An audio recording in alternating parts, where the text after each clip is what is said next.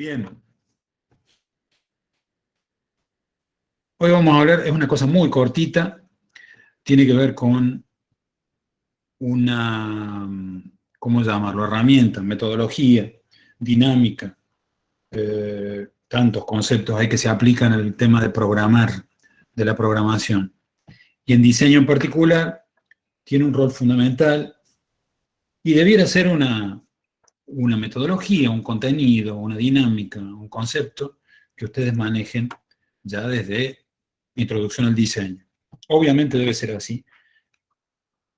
Obviamente deben haber recibido referencias de todas las profes con los que han trabajado.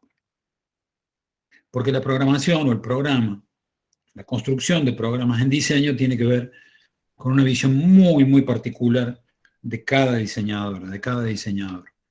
Entonces, el primer consejo o la primera, no sé si llamarlo referencia, pero sí, la primera sugerencia más que referencia sería: constrúyanse una mecánica, una dinámica de programar, de programación propia, que a ustedes les permita avanzar rápidamente.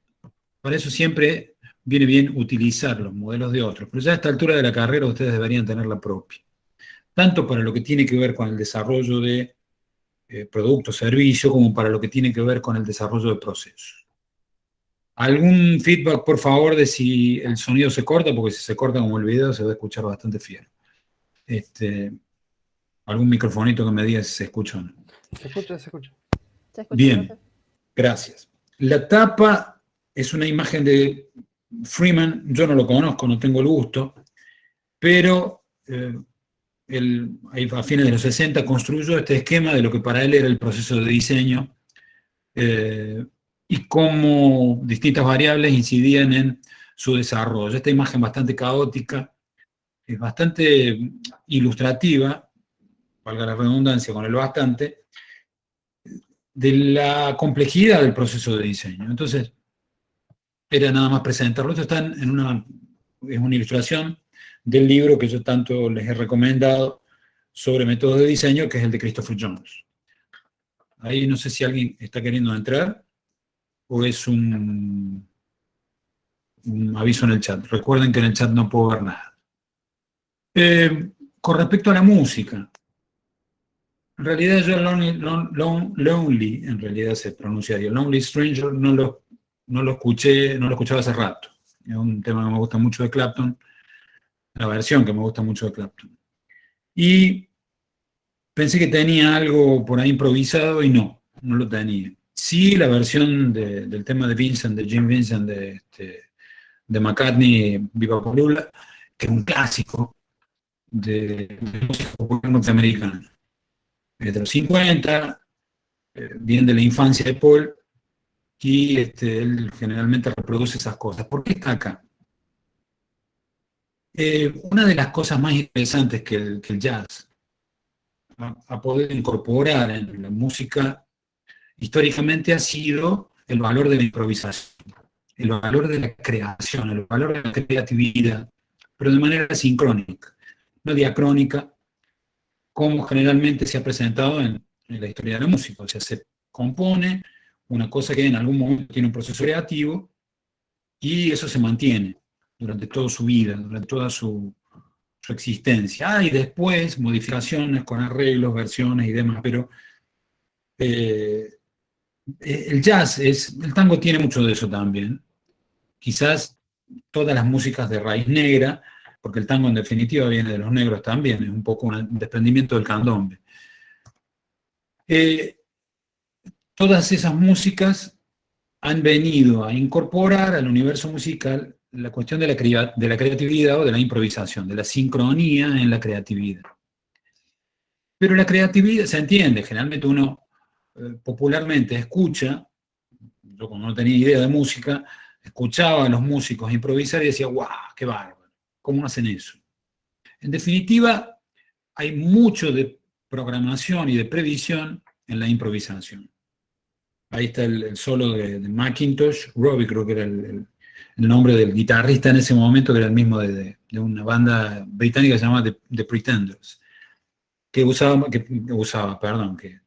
tenía McCartney en sus filas en la época de ese Unplugged. Época dorada de MTV, en donde MTV hacía música.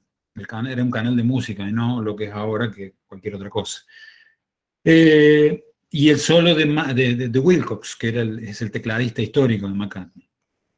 Por eso estaban ahí, por un solo de guitarra, un solo de piano, que yo ahora viendo en el video me di cuenta de que es una escala bastante simple, capaz que está en un modo bastante sencillo, puede ser, no sé, no lo verifica en el piano. La nota parece un mi menor. Podría ser en do o en la menor, no sé.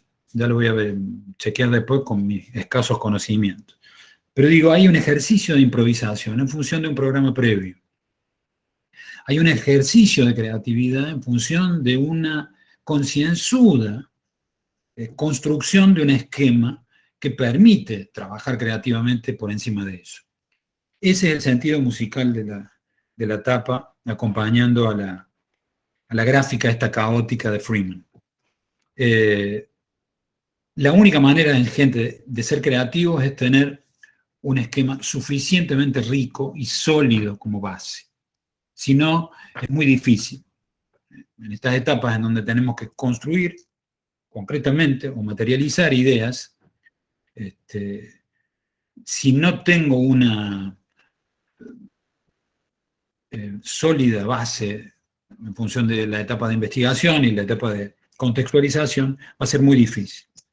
Pero también si no tengo una base metodológica, una estructura que temporalmente me ayude a recorrer las distintas etapas que tengo que recorrer, las distintas variables que tengo que ir quemando, o etapas que tengo que ir quemando y variables que tengo que recorrer. Para el caso es lo mismo. Bien. Tomamos líquido. Avanzamos entonces. La programación se aplica a cualquier actividad en donde yo necesite después de esa base para moverme con cierta flexibilidad. Nosotros en Diseño 3 tenemos nuestro propio programa de materia. Se establece un programa con una determinada estructura, una determinada cantidad de pasos, características de cada paso. Es un programa de proceso del año que ustedes van recorriendo. Ahora estamos más o menos por la instancia de la mitad, más o menos, esta de plantear una estrategia que nos permita resolver un producto-servicio, un servicio-producto en un marco cultural complejo. Después recorreremos el resto de las etapas. Cada una de esas etapas tiene un necesario resultado. Ya lo hemos recorrido, ya lo hemos conversado eso. Ahora se supone que deberíamos construir un programa de producto, servicio y de proceso, si es que ya no lo tenemos construido. Recuerden, nosotros venimos aconsejando el hecho de que ustedes se acerquen a la visión de todas las fases desde la lectura de las guías que están ahí, más allá de que después las modifiquemos o no. Básicamente está el recorrido del año por venir. Si yo no conozco lo que tengo por venir, difícilmente puedo moverme con flexibilidad, porque no conozco, porque no puedo programar. El resultado de esta fase sería un programa y un proyecto o un anteproyecto, en realidad, para llamarlo en términos más viejos, ¿no? Todo esto se consigue a través, obviamente, de sus resultados. Yo puedo pasar a las fases siguientes y poder seguir recorriendo las etapas del proceso. Pero esto es un programa básico. Si quieren ir al programa desarrollado, tienen que ir al PDF que está en el WordPress. Puede que no coincida en el Drive. Estoy con la memoria del WordPress. Puede que no coincida exactamente con la cantidad de fases y los nombres de los conceptos, pero básicamente es eso. Es un recorrido de un proceso de diseño durante el año. Se puede programar cualquier cosa. Cualquier actividad que yo tenga enfrente, puedo organizarla y prever la cantidad de pasos. Pero siempre tengo que cuidar de que esa estructura plantee la mínima flexibilidad para yo poder cambiar. Yo les decía recién, ustedes se pueden acercar y leer desde el primer día de clase las guías de las fases prácticas de todo el año. Pero más de una vez, como pasa, mejor dicho, casi todas las veces, como nos juntamos con la gente de la cátedra y volvemos a rediscutir sobre los conceptos que se manejan en las guías, sobre las consignas, sobre los objetivos, tanto generales como particulares, sobre los conceptos que metemos ahí, siempre se modifican. Esa flexibilidad es necesaria en cualquier estructura programática. Bien, vamos a ver qué nos depara la vida con esta clase, ya está. Sí, ya lo escuché hace un ratito. Simplemente recordar algunos recorridos teóricos que ya hemos visto, no tan en profundidad, pero recuerden que esta idea de proceso que plantea Christopher Jones también es un modo de estructurar, si yo tengo en cuenta cuáles son las variables por las que tengo que pasar en cada una de estas etapas, de estas 3 etapas del proceso y de cada una de las fases. En esta misma fase 3, ustedes van a tener una fase divergente de alternativas inestables, de alternativas no evaluadas, de variantes, de incertidumbre frente a la resolución, luego pasarán a una fase de transformación o una etapa de transformación donde todo va a tratar de conseguir un estado de síntesis, al menos en camino, tratar de reducir la cantidad de variables, la cantidad de alternativas, para pasar a una instancia de convergencia de todos esos elementos para así la síntesis definitiva y conseguir una alternativa de producto o servicio viable para ser desarrollado en las etapas que siguen. Recuerden también estos recorridos teóricos que hemos hecho, en este caso con Orozco Baca. Yo tengo que programar en función de el tipo de escala de desarrollo que yo tengo enfrente. Si es un desarrollo complejo, siempre todo desarrollo de diseño es complejo, así sea un bolígrafo. Como tomamos como ejemplo la clase pasada para ver lo de visceral, conductual y reflexivo. Pero igualmente no es lo mismo un bolígrafo que diseñar todo un aparato, me refiero con aparato a estructura, digamos. Toda una estructura que responda a un sistema educativo o a la comunicación de información o a la conservación de información para uso futuro. Y el bolígrafo tiene que ver con ese macrosistema, pero en realidad no es la misma complejidad, obviamente. Entonces, cuando yo programo, yo para cosas con menor escala de complejidad puedo, si se quiere, no saltarme, pero sí usar de mis herramientas o mi experiencia previa para terminar transitando procesos de tipo de caja negra, en donde el programa a veces hasta se obvia. No es lo mejor, pero suele ocurrir, sobre todo con gente que se dedica al diseño y tiene mucha experiencia en esto. No es lo ideal, digamos. Podría dar el ejemplo hasta de esta clase, qué sé yo, a veces las puedo repasar y a veces no las repaso. Cuando las repaso, recuerdo esa estructura y puedo construir por encima de eso y tener un comportamiento más flexible y creativo. Si no, tengo que ir sorprendiéndome cada vez que sale una diapositiva porque hace un año que no la veo. Los procesos, a veces hay clases que las modifico y de esa manera puedo reconocerlas. Los procesos de caja transparente son mucho más útiles para procesos de la complejidad típica que estamos manejando en cuarto año, que después van a manejar en trabajo final, que después van a manejar en toda su vida profesional.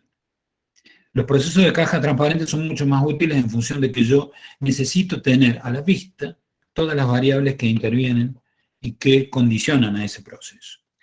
Simplemente recordar. La instancia de programación,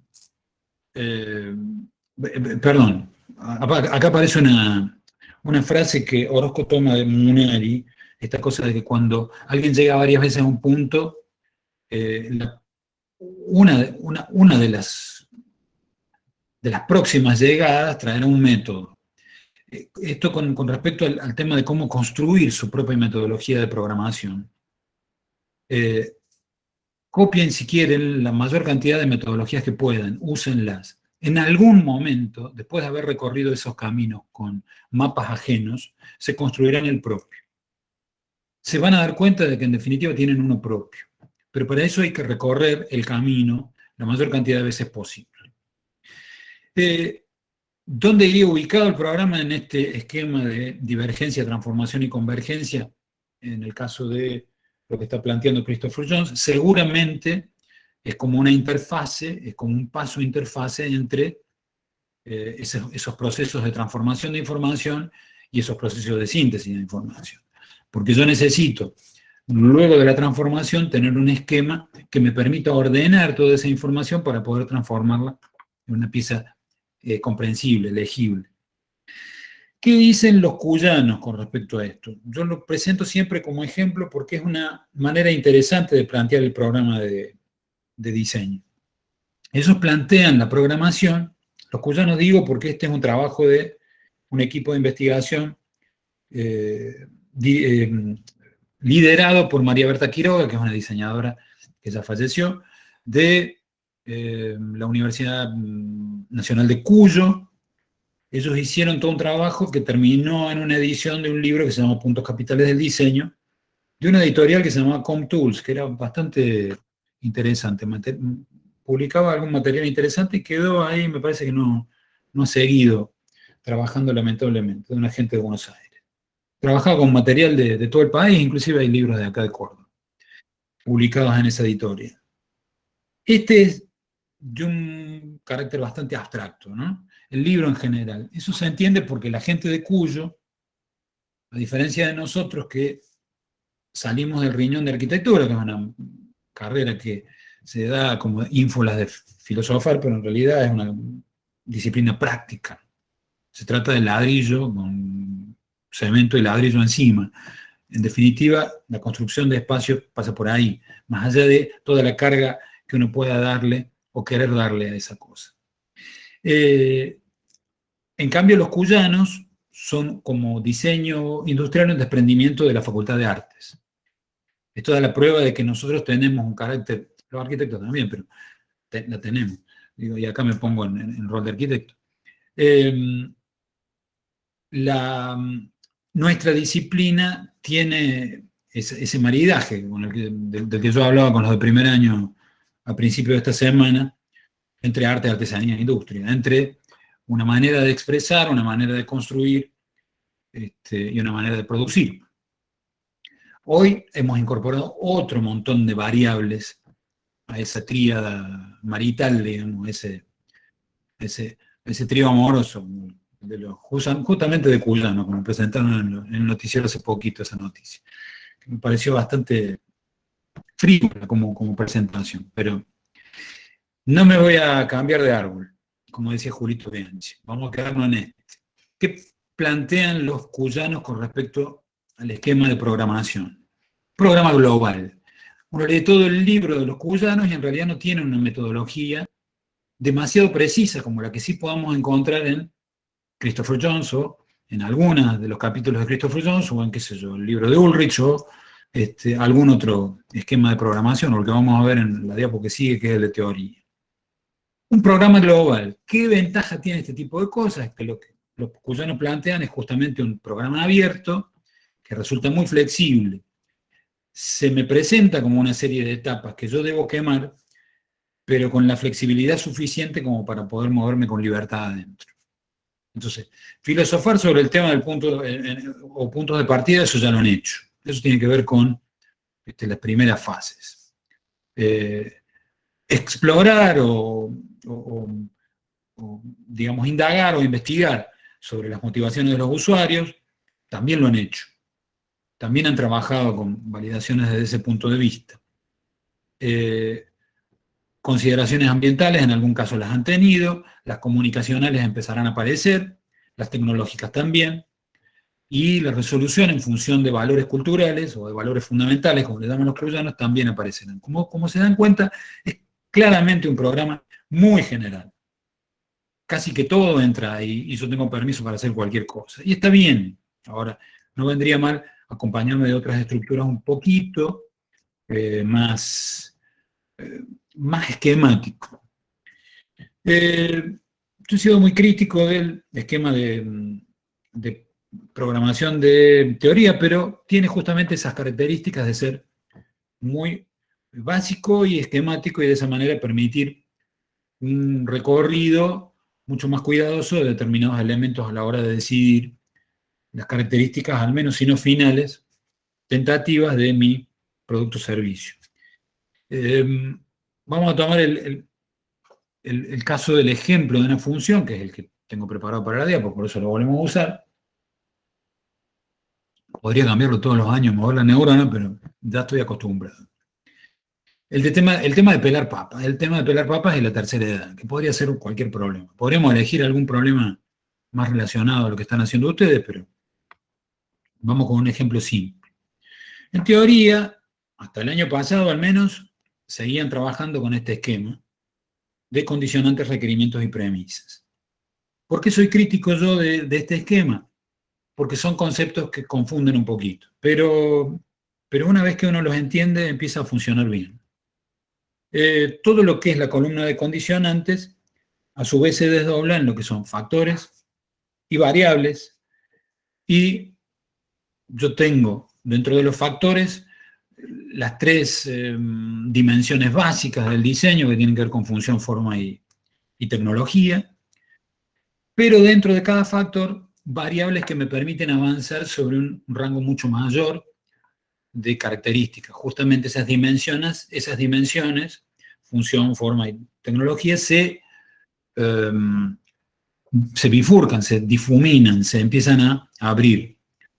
Lo funcional o la función en cuestiones de practicidad, de seguridad, de mantenimiento, de ergonomía. Lo formal en cuestiones configuracionales, de textura, de color, de brillo.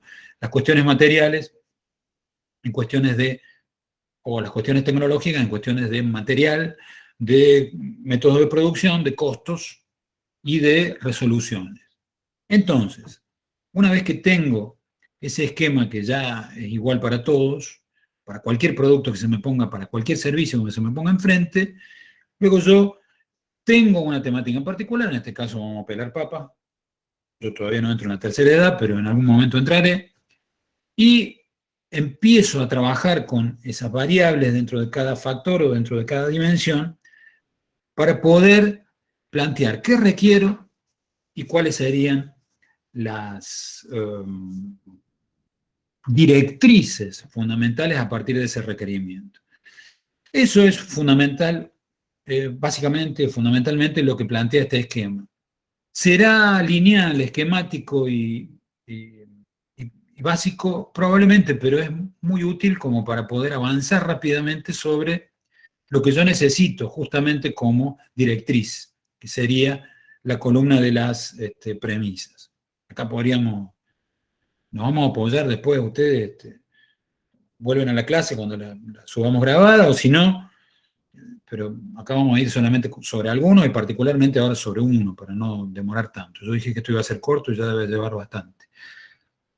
Si yo tengo un pelapapa para la tercera edad y dentro de lo que es la dimensión formal empiezo a trabajar con variables de color, y voy a tener que elegir colores que sean fácilmente perceptibles, porque la gente de la tercera edad puede tener una operación de vista que le permita recuperar algunas condiciones de su sentido más parecidas a la de épocas más jóvenes, pero lo más probable es que vea poco. Que uno ya entra, yo ya tengo 56 y ya empiezo a tener complicaciones si no tengo los lentes puestos para reconocer caras. Ahora hace rato con el tema de la pandemia que no me pasa, pero últimamente en la facu, hasta el 2019, cuando yo me cruzaba a alguien en el pasillo, si no tenía los lentes puestos, saludaba por las dudas. Porque ya no reconozco caras. Entonces, con los colores pasa algo parecido, porque es un complemento directo de la forma. El color me ayuda a reconocer componentes formales que yo necesito justamente advertir, reconocer para poder usar lo que tengo enfrente. También en la época de la presencialidad discutíamos mucho sobre el control remoto del cañón del aula Robles, que tiene tiene duplicado el botón del power. Generalmente el power en todo electrodoméstico en un control remoto tiene un solo botón, que yo lo aprieto para prender y lo aprieto para apagar.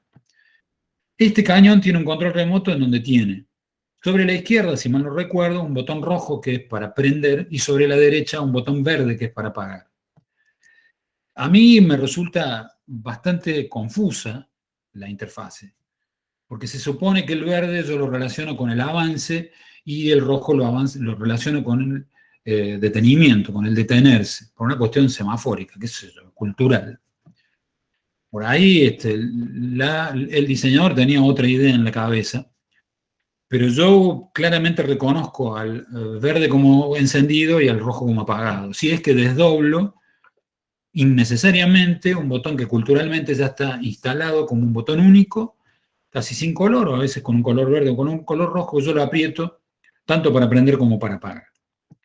Ese tipo de cosas fundamentalmente hay que trabajarlas a partir de justamente el tipo de rango de usuario que yo tengo enfrente para lo que va a ser mi producto o servicio. Si trabajo con niños, si trabajo con gente de tercera edad, si trabajo con gente de amplio rango etario, casi como universalmente. Eso se complica mucho más. A partir de ahí, el esquema, la estructura de programa de teoría plantea la aparición de esquemas. Hasta ahí estamos todo bien, pero a mí me gusta, hasta hace poco Fernando seguía utilizando eso, Fernando Rossellini, digo, toma el esquema de teoría y de algún modo suaviza esta complicación que presentan estos conceptos de condicionantes y requerimientos, o factores, condicionantes y requerimientos. Se mantiene el de factor, pero el de condicionantes y requerimientos lo transforma en objetivos generales y objetivos particulares. Que en definitiva esos son las condicionantes y las premisas. Las condicionantes son cuestiones que en general afectan a la problemática y las premisas son cuestiones que particularmente afectan a las decisiones que tengo que tomar sobre el producto y el servicio. O sea que perfectamente yo puedo transformar esos conceptos y eso es lo interesante de la manipulación de conceptos en diseño, gente. Eso es lo interesante a la hora de construir mis propias herramientas metodológicas. O sea, ustedes deben construir sus esquemas de proceso a partir de los conceptos que más se acomoden a su tipo de comprensión. Obviamente, siempre preparados a que no todo el mundo lo va a entender y yo tengo que estar a la expectativa y con los conceptos a mano que normalmente utiliza el común del universo del diseño, como para decir, esto quiere decir esto, ¿está? Objetivos generales quiere decir condicionantes, objetivos particulares quiere decir premisa, es lo mismo. Yo tengo que tener esa referencia. Hablando de referencias, Fernando utiliza ese concepto a diferencia de esquemas y me parece mucho más rico en el sentido de que yo estoy planteando los referentes resolutivos que van a afectar a esa resolución final, digamos, esa síntesis, ese estado de síntesis del servicio-producto, el producto-servicio. Siempre de la mano, recuerden, por más que estén enfocados en un servicio, termina teniendo la necesidad de una interfase física. Por más que yo esté enfocado en un producto, el producto siempre tiene la necesidad de una interfase más inmaterial. No me salía más, que iba a salir la palabra virtual y no lo quiero usar. Bueno, este es el esquema de teoría pasado por el tamiz de diseño 3B, ahora con Fernando. ¿Es un esquema utilizable? Sí, fantástico. Pero siempre se supone que si ustedes están desarrollando esquemas de producto-servicio que involucran a la educación inicial, a la violencia de género, a la producción de tomates tras la sierra, son problemáticas inmensamente más complejas que la de un pelapapa. Entonces, este esquema y este mapa debería empezar a tomar las dimensiones de la manta de historia, recuerdo, como para traer algún recuerdo. Una última observación, y esta ya no me acuerdo si es de Fernando o es nuestra, pero no importa. El caso es lo mismo, porque nos prestamos los conceptos. Creo que es nuestra, pero lo interesante es que todos estos esquemas tienen que presentarse con la flexibilidad suficiente como para poder realimentar el proceso de diseño. Probablemente no para el proceso que estoy recorriendo, sí, pero sí para futuros ejercicios del proceso. Entonces, todo este planteo de condicionantes, premisas, objetivos generales y particulares o lo que sea, necesariamente tienen que volver a realimentar, a repensar, a modificar las instancias anteriores. Tengo que volver a repensar mis hipótesis, mis objetivos generales, mis objetivos particulares, planteados en la fase 1 y en la fase 2. Ineludiblemente. Siempre, siempre. Bueno, vamos, creo que a la diapo final, si mal no recuerdo, volviendo a insistir sobre lo que planteamos en la diapo original. En la diapo original, escucha. La original no tiene nada. En la diapo inicial. Este es un esquema de Capurrizo, de un libro también que está en la biblioteca y que ha sido recorrido en otros tiempos. Ya tiene su edad, tiene más de 15 años, pero no importa. ¿Qué plantea Capurrizo? Un esquema de proceso en función de la vida útil del producto. Yo simplemente lo pongo acá como ejemplo, lo ponemos acá como ejemplo para volver a insistir sobre la necesidad de programar procesos, gente, no programar productos, no programar producto-servicio, sino programar procesos. El programa de producto-servicio va a ser simplemente una instancia más dentro de ese programa de proceso. Insisto, tienen que tener en la cabeza lo que viene, necesariamente lo que viene. Entonces, yo ya no me fijo solamente en las cuestiones que tienen que ver con condicionantes o premisas o con objetivos generales u objetivos particulares, con si yo necesito colores que sean fácilmente reconocibles para la tercera edad, y la premisa va a terminar siendo, por ejemplo, trabajar con colores primarios, aunque en el esquema anterior hablábamos de negro, blanco y plateado, porque después usamos el ejemplo de Oxford, pero podría usar colores primarios, son fácilmente reconocibles. Ya no es, eso sería simplemente un programa básico, sincrónico de una resolución de producto. Yo tengo que acá plantarme, pararme en un esquema o en un programa de proceso, en donde yo no olvide aquellos conceptos que se han revisado y a partir de los cuales yo he planteado nuevos conceptos para poder ser desarrollados. Todo lo que vamos a recorrer ahora que tiene que ver con la materialización concreta de esas cosas. Insisto, tanto sean enfocadas en productos o enfocadas en servicios, siempre necesito de interfaces materiales para vincularme con el usuario. ¿Sí? También van a tener que tener en cuenta a partir de ahora que eso necesita de esquemas de distribución, tanto comercial como logístico básico, que también es parte de lo comercial, pero yo necesito tener en cuenta cómo eso va a llegar a la mano de quien yo quiero que llegue, al ojo o al cerebro de quien yo quiero que llegue. ¿De qué manera va eso a transformarse en un bien, en un servicio, en un producto concreto? Yo tengo que tenerlo en cuenta.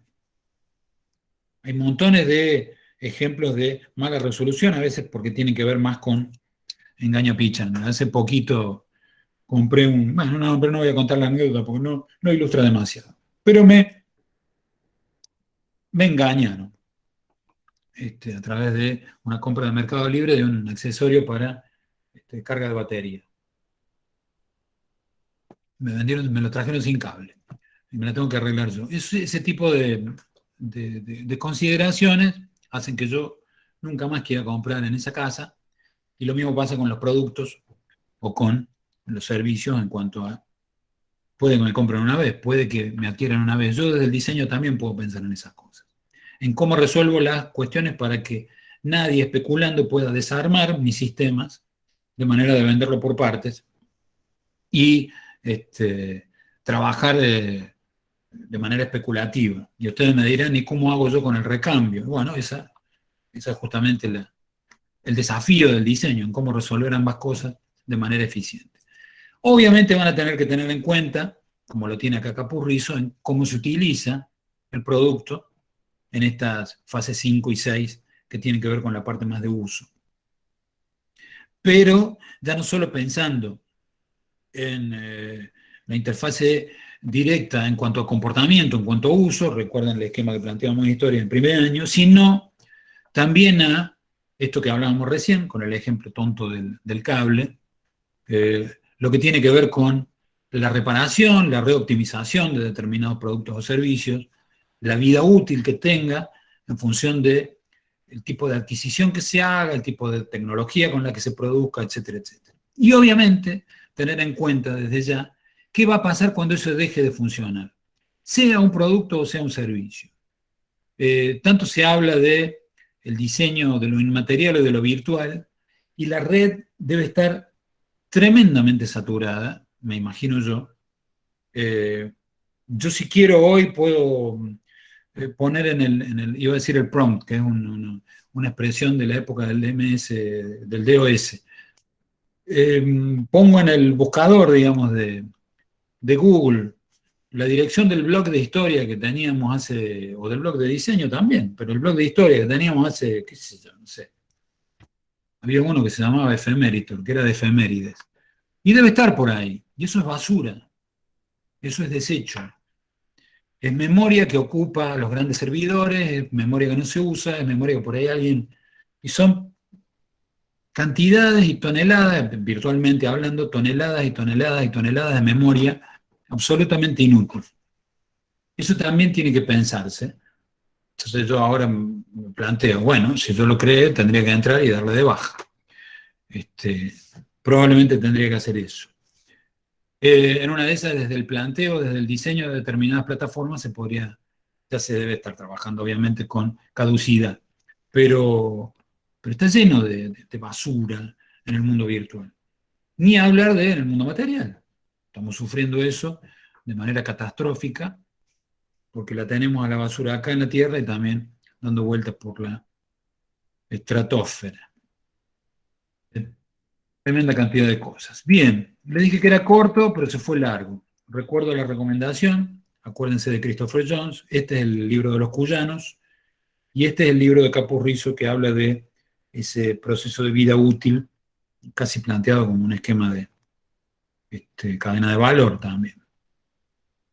Y nos vamos con Freeman, pero ahora con fondo blanco. Bien, gente. Entonces, mientras vamos escapando y dejando de compartir, deje de presentar. Capusotto. Qué grande el Henry. Cierto. Bueno, pero es más divertido Capusotto que Capurriz. Che, ya te doy bola, Pau. No sé si levantaste la mano de casualidad o vamos a prender la cámara. Avísenme si se corta el sonido. Eh, recuperando. Está acompañado ahí con quién, con Mancini, ahí, Santiago. ¡Oh! ¡Qué bárbaro! ¡Qué grande! ¿De dónde es esa foto? De Mancini dando clase, no acá, obviamente.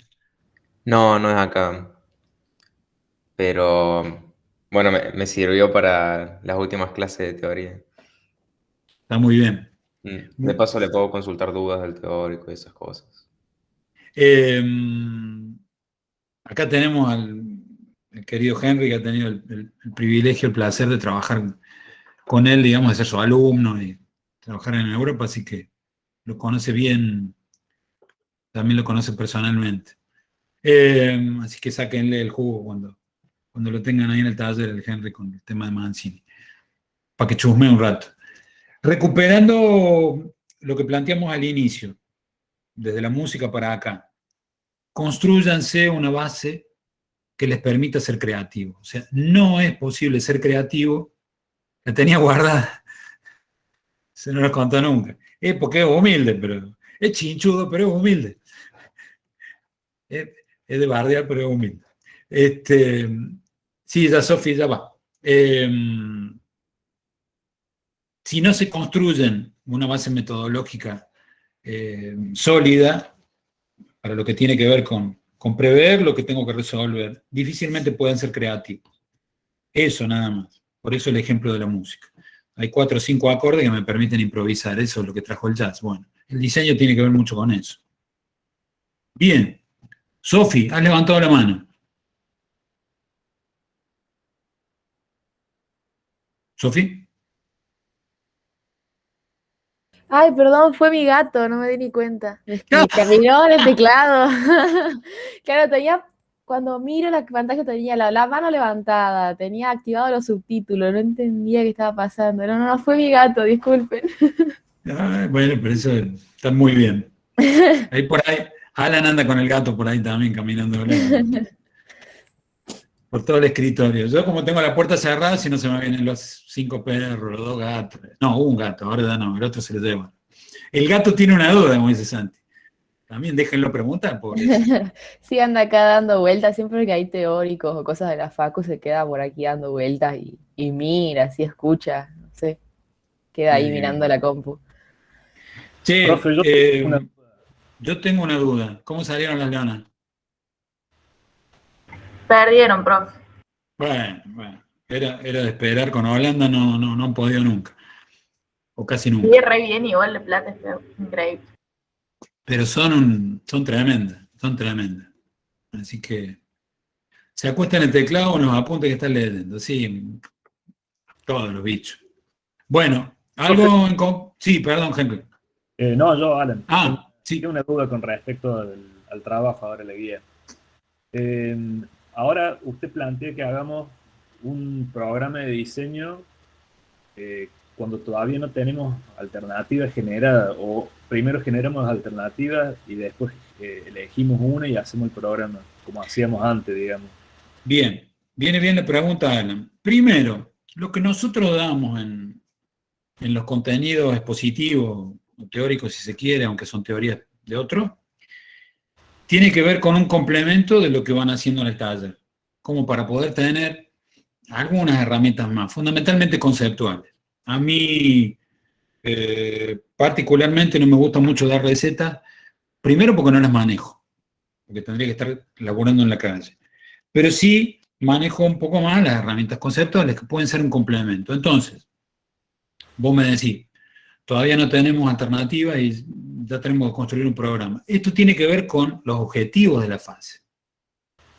Y por eso es que les planteo, qué sé yo, 3, 4, 5 modelos de programa o de programación distintos, desde la etapa con la música hasta lo de Capurrizo, para que ustedes empiecen a explorar a partir de eso, con los elementos que tienen de la fase 1 y la fase 2. Porque ustedes tienen que reordenar esa información y transformarla en una propuesta de diseño. ¿Qué eso es programar?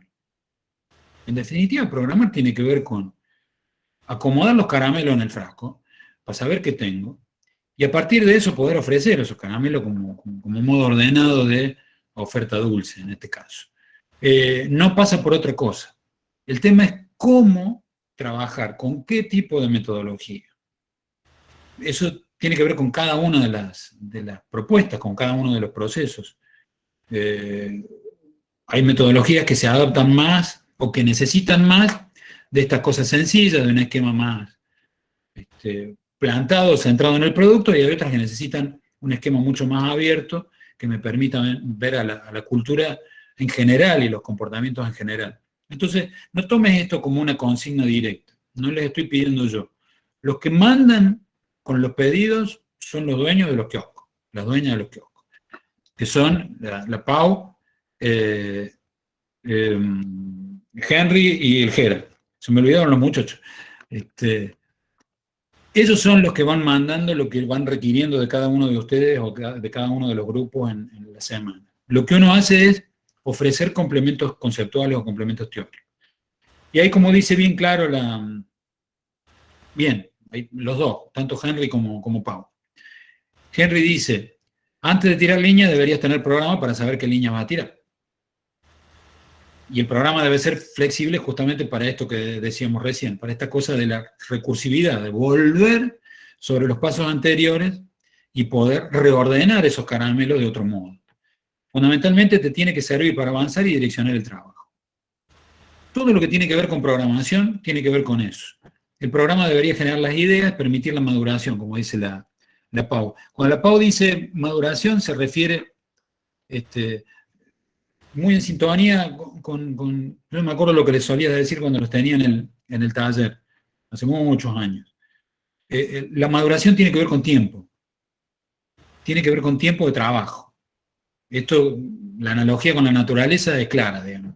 Si yo arranco el tomate verde, después no va a tener gusto más que cartón.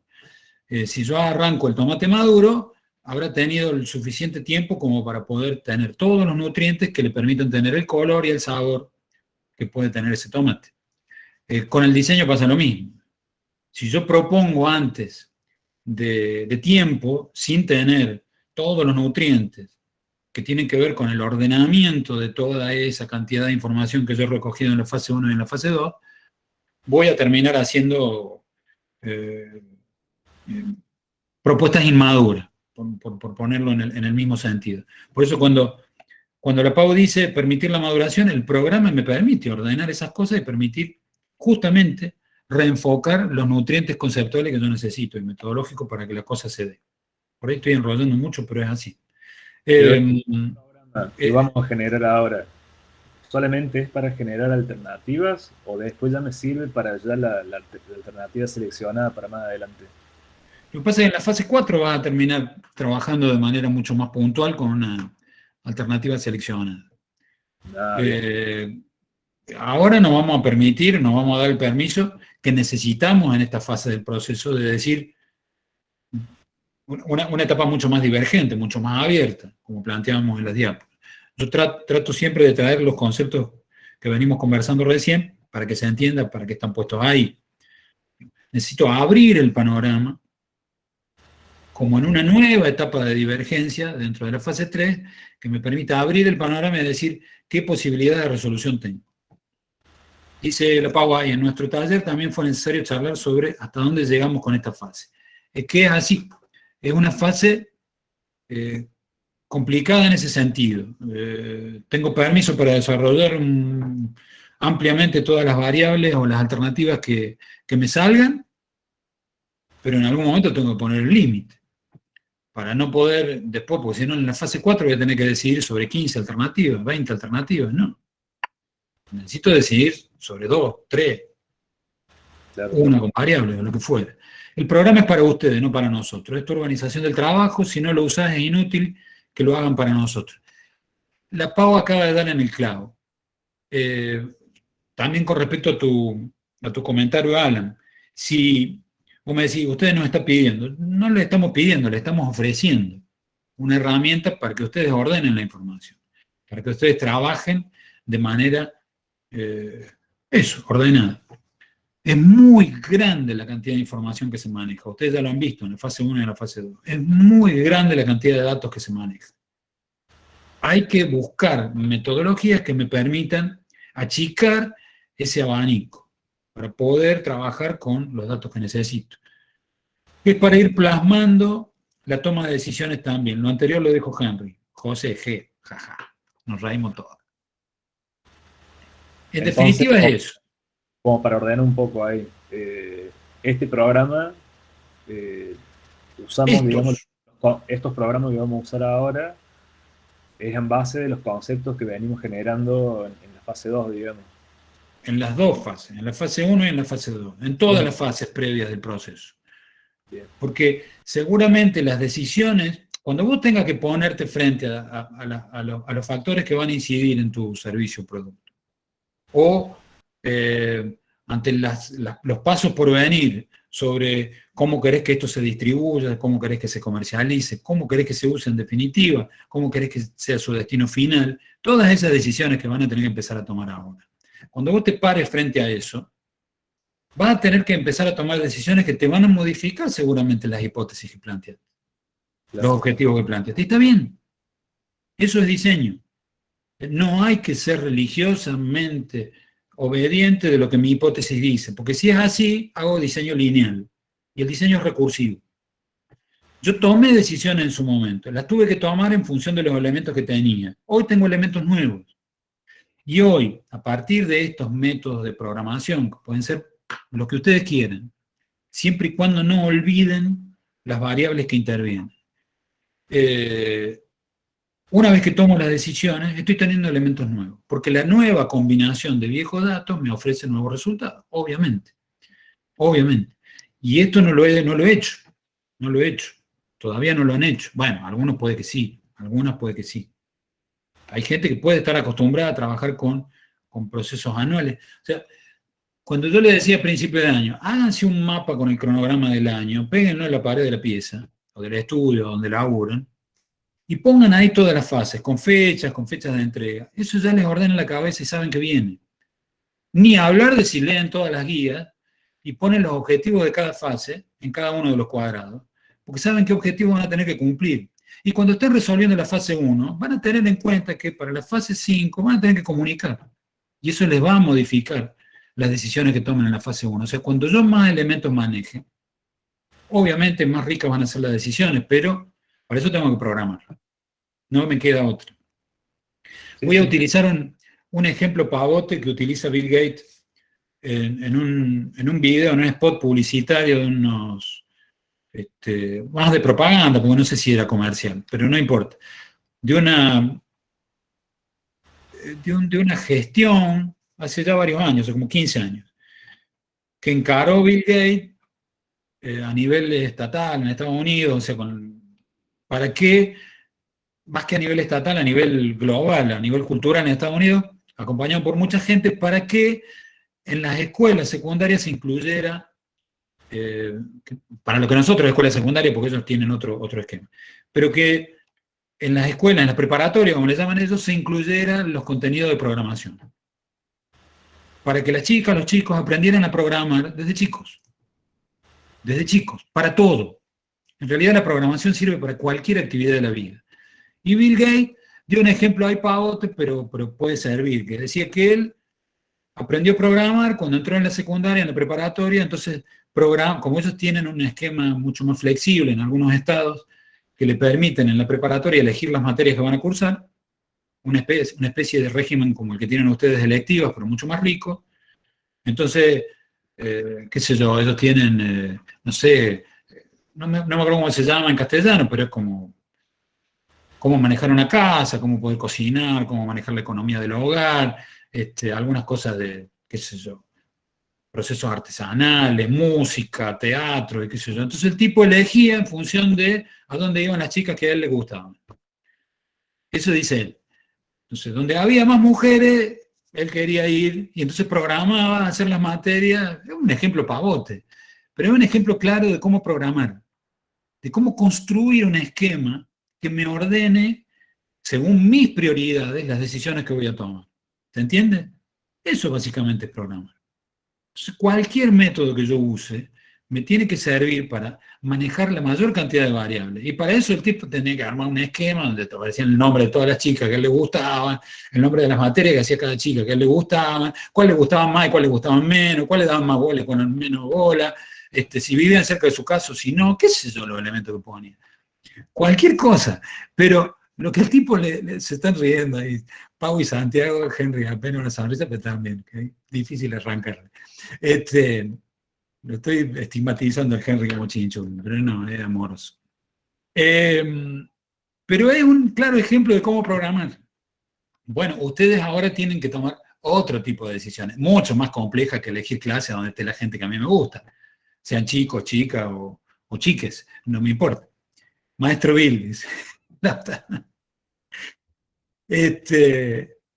Pero eso en definitiva es, Alan, una metodología, un esquema que a mí me permita no perder de vista ninguna cuestión prioritaria que tenga que ver con las decisiones que yo tengo que tomar. De todas las variables y dimensiones que intervienen en el proceso.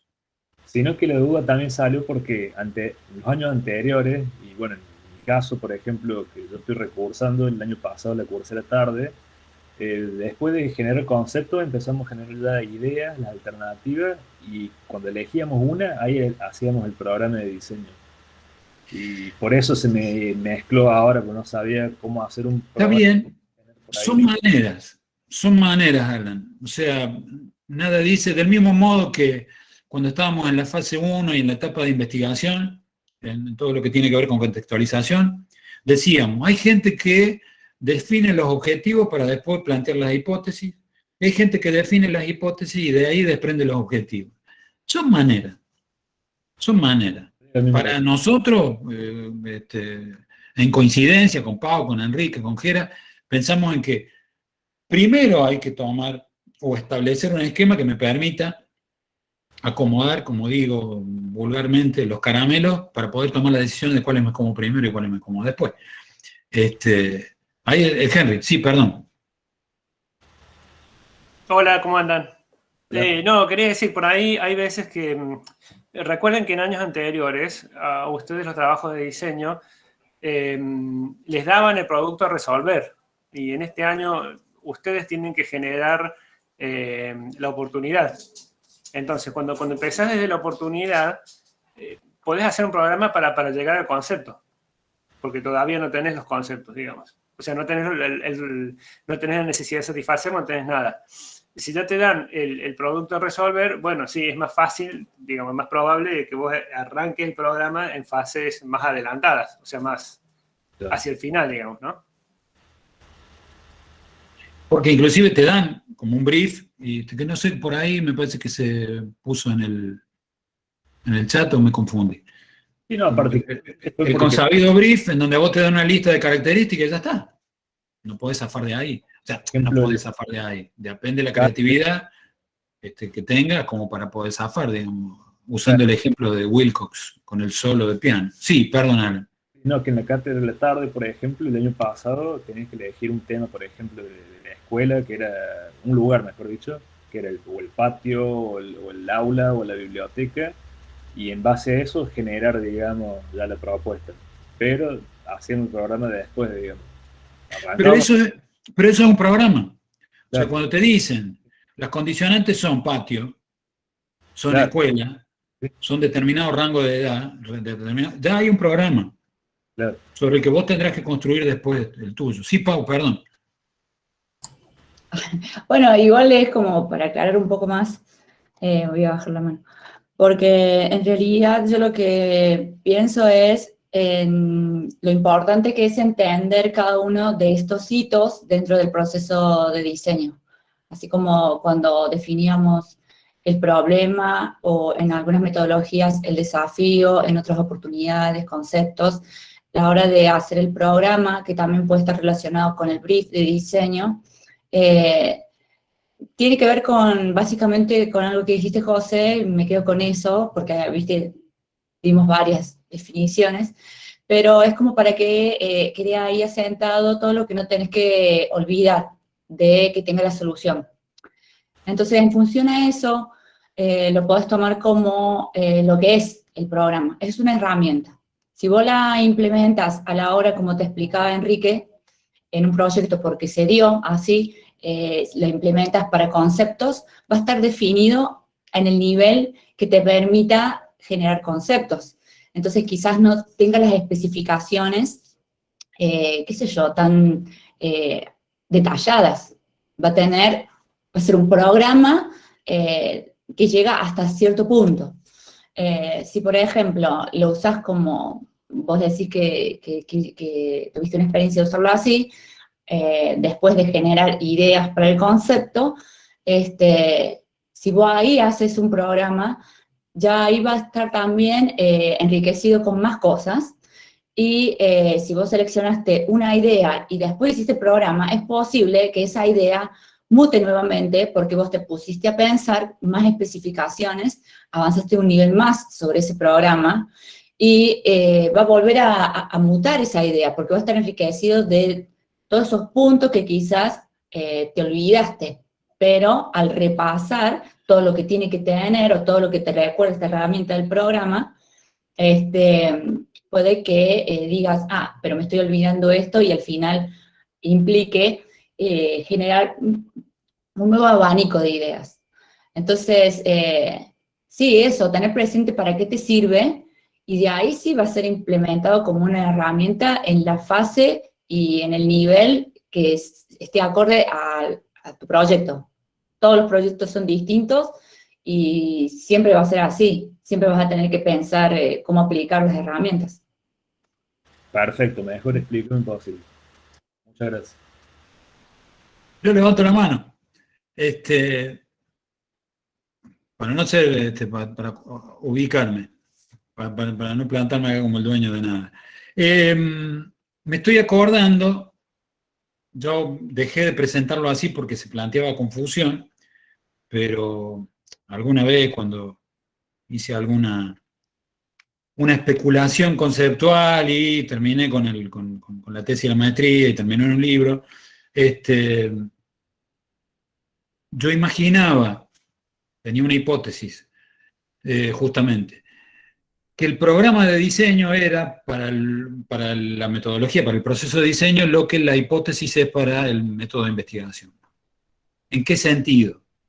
En el sentido de que vos te plantás de la misma manera que en el proceso de investigación vos haces todo un estudio del estado del arte sobre una problemática en particular, y en algún momento, con todo el manejo de información y el ordenamiento, vos te animás a decir, bueno, si a futuro, digamos, el potencial, si yo acomodo las cosas de tal manera, voy a obtener tal resultado. Que en definitiva eso es una hipótesis, es una afirmación en potencial.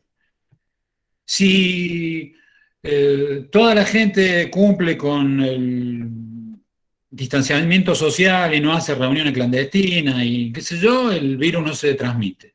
Es una hipótesis. Es una hipótesis. Bastante fácil de verificar, pero es una hipótesis. El programa de diseño para el proceso de diseño es una cuestión análoga, porque es en el momento en donde yo me paro y digo, si yo ordeno las cosas de tal manera y materializo de tal forma, o consigo una interfaz de relación de tal tipo, voy a obtener tal resultado. Pero no lo he dejado plantear así porque se puede llegar a confundir con justamente el valor que tiene la hipótesis en el momento de investigación, en lo que tiene que ver con las fases iniciales del proceso de diseño. Pero el programa no es otra cosa que eso. Es pararse frente al futuro y decir, yo necesito tal resultado, bueno, si yo lo acomodo así, voy a obtener ese resultado. Nada, eso. Como decía Pau, hay un brief, una serie de decisiones que yo no tengo que dejar de tener en cuenta para obtener esos resultados. Hola, Gera. Hola, José, buen día. ¿Cómo andas?